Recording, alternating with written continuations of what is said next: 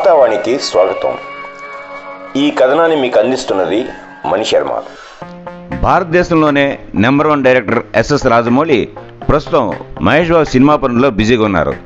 వీలైనంత త్వరగా ఈ సినిమాను పట్టాలెక్కించడానికి ఎంతో పట్టుదలగా కృషి చేస్తున్నారు.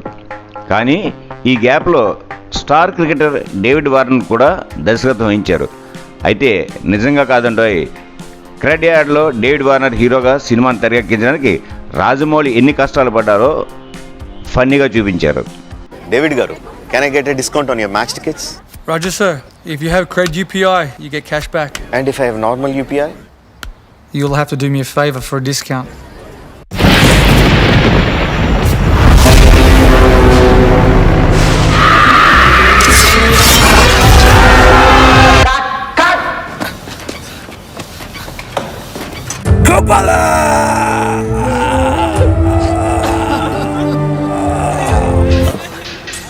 See you at the Oscars.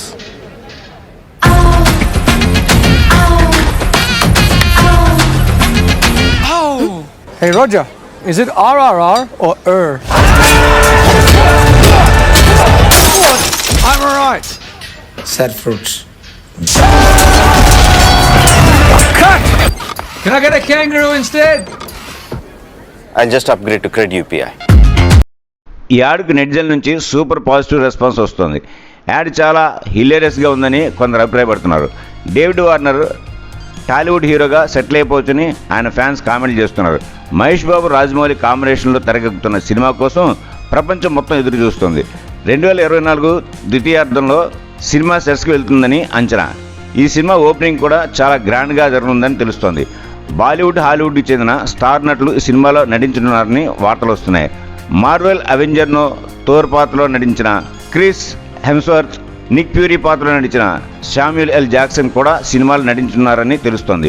ఇండోనేషియాకి చెందిన చెల్సీ ఎలిజబెత్ ఇఫ్తాన్గు మహేష్ బాబు సరసన హీరోయిన్గా జక్కన సెలెక్ట్ చేశారని టాలీవుడ్లో టాక్ నడుస్తోంది.